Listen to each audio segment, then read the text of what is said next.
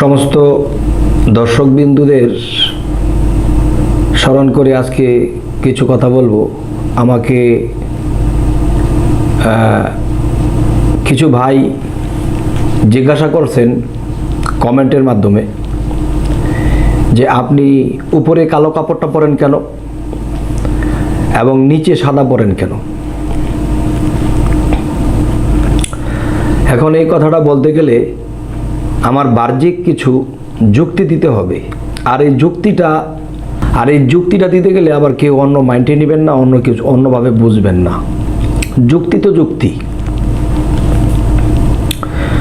প্রথমত, আমরা যদি কোর্ট কাছারিতে যাই তাহলে একজন ম্যাজিস্ট্রেটকে দেখি যে উপর দিয়ে কালো কাপড় পরছেন এবং ভিতরে সাদাটা পরছেন। কারণ কি? যদি যারা ওকালতি করে অ্যাডভোকেট, তাদেরকেও দেখা যায় ভিতরে সাদাটা উপরে কালোটা। তাহলে এই একটা বিষয় যে তারা উপরে কালোটা কেন পরে এবং ভিতরে সাদাটা কেন পরে, যে তারা হইছে লয়ার, তারা আইন অনুসারে চলে। আর আইনের রং কি? আইনের রং হইল কালো, অন্ধকার। আইন চোখে দেখে না, আইন যা প্রমাণ পায় সে অনুসারে বিচার হয়। একজনে ফাঁসি দিছে, একজনের ফাঁসি হয়ে গেছে, কিন্তু সেটা আইনের গতিতে হয়েছে। যদিও সে নির্দোষ হয়, কিন্তু নির্দোষ হইলেও তিনি বিচারে আইনে তিনি ফাঁসি হইল। সূক্ষ্ম বিচার করতে গেলে দেখা যায় যে আইনের রং কি? অন্ধকার, মানে কালো। যদি কোনো দোষী ব্যক্তি নির্দোষী হয়, আর যদি কোনো ব্যক্তি অপরাধ করে বেঁচে গেলেন, আরেকজন অপরাধ না করে ফাঁসির মঞ্চে দাঁড়াইলেন, তাহলে আইন অন্ধ হওয়ার কারণে প্রমাণ আদিতে যা হয়েছে। এই জন্য যারা বিচারপতি, যারা অ্যাডভোকেট ওকালতি করবে, তাদের দোষ থাকবে না, কারণ তারা প্রমাণ অনুসারে যেরকম পাইছে সেরকমই বিচার করছে। আর আইনের রংটা কালো, তাই কালো পোশাকটা পরছে, কিন্তু ভিতরে সাদা। ভিতরে সাদাটার উদ্দেশ্য হইল যে আইন অনুসারে তো বিচার হবেই, কিন্তু সেই বিচারটা আমাদের সাদা হইতে হবে। জানা সত্ত্বে আমাদের কাদা লাগানো যাবে না, আমাদের অন্তরটা সাদা থাকতে হবে। তাই অন্তর তো মানুষের ভিতরে, তাই ভিতরের কাপড়টা সাদা। এ হলো বাহ্যিক উপমা। আরেকটা বিষয় হলো চিস্তিয়া কাদরিয়া, আল হাসানি আল হোসাইনি। এখন মূলত আমরা কাদরিয়া তরিকতের অনুসারী। তো কাদরিয়া তরিকতের অনুসারী হইলে গাউসুল আজম বড় পীর আব্দুল কাদের জিলানী তিনি কালো কাপড়টা পরতেন এবং নিচে সাদা কাপড়টা পরতেন। তবে শরীয়তের আইনে যদি আইন থাকে, তাহলে মারেফাতেরও আইন আছে। এখন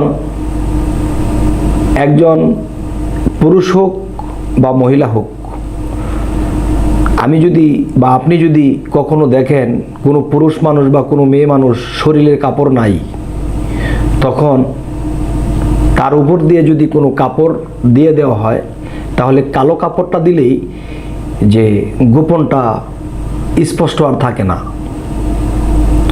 তেমনি মারিফতের খনি বড় পীর আব্দুল কাদের যিনি, তাই তিনি যে তার যে আইন, এই আইন অনুসারে তিনি কালো কাপড়টাই ব্যবহার করতেন। আরেকটি বিষয় হলো, আমরা ভালো করিয়া খারাপ সাজবো, কিন্তু খারাপ করিয়া ভালো সাজবো না। তাই উপরে কালো, ভিতরে যেন ভালো থাকে।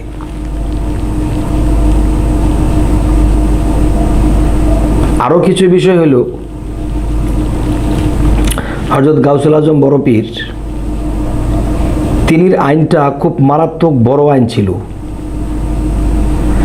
যেমন বাহ্যিক একটা উপমা দিতে গেলে একটা স্কুলের প্রাইমারি স্কুলের মধ্যে অনেকগুলো মাস্টার থাকে, আর সব মাস্টারের পাশাপাশি দেখা গেছে একজন হেড মাস্টার থাকে, যে এমনি যারা মাস্টার আছে তারা ছাত্রদেরকে পড়ায়, আর হেড মাস্টার তিনি যদি মাস্টারদের মধ্যে কোনো ভুল দেখেন তাহলে মাস্টারদেরকে তিনি সামলান। তাহলে এই জগতে হযরত গাউসুল আজম বড় পীর সমস্ত অলিদের সর্দার হইলেন। তো সমস্ত অলিদের সর্দার হইলেন, উলিয়ারা যারা আছে ছোটোখাটো, তারা ভক্তদেরকে ছাত্রদেরকে শিক্ষা দেয়, শিষ্যদেরকে শিক্ষা দেয়। আর বড় পীর আব্দুল কাদের জিলানী রহমতুল্লাহ আলাই তিনি এত বড় ক্ষমতার অধিকারী, আল্লাহ তাকে বানাইছেন যে তিনি অলিদেরকে শিক্ষা দিতেন। তাহলে অলিদের সর্দার, অলিদের হেড, তাহলে তিনি এই কালো কাপড়টা পরিধান করতেন, উপরে কালো যেন ভিতরে ভালোটা থাকে। এখন যদি এই পৃথিবীর আইন অনুসারে যে উপরে কালো কাপড়টা একজন আইনের লোক, অ্যাডভোকেট কিংবা ম্যাজিস্ট্রেট উপরে কালোটা পরলো, এখন যদি ভিতরেও কালোটা পরে বা ভিতরে কালো কাজ করে, তাহলে সে তো আর কোনো আইনের মধ্যেই থাকে না। তাই তিনি উপরে কালো ভিতরে সাদাটা পরছেন, কিন্তু ভিতরে সাদাটা রাখতে হবে। আর এসব যুক্তি দেওয়া হলো আমার জ্ঞানের মতে, কিন্তু মূলত আব্দুল কাদের জিলানী তিনি কালো কাপড়টা ব্যবহার করতেন, তিনি মূলত ভালো জানেন, সঠিকটা জানেন। তবে আমার যতটুকু যুক্তিতে আসছে তা আমি বললাম, এবং আমি কাদরিয়া তরিকতের অনুসারী। আমার একটা কথা বলে, ও বাবা ভান্ডারি, লাইন ছাড়া চলে না রেলগাড়ি। তাহলে আমি যদি সেই তরিকতের অনুসারী হয়ে থাকি এবং সেই লাইনের ব্যক্তি হয়ে থাকি, তাহলে বড় পীর আব্দুল কাদের জিলানী এই কালো কাপড়টা এবং ভিতরে সাদা কাপড়টা পরতেন, ওই অনুসারে আমি পড়লাম। আমার জ্ঞান অনুসারে আমি বলছি। আজ আমি এই কথাগুলো বলেই রাখলাম। আল্লাহ হাফেজ।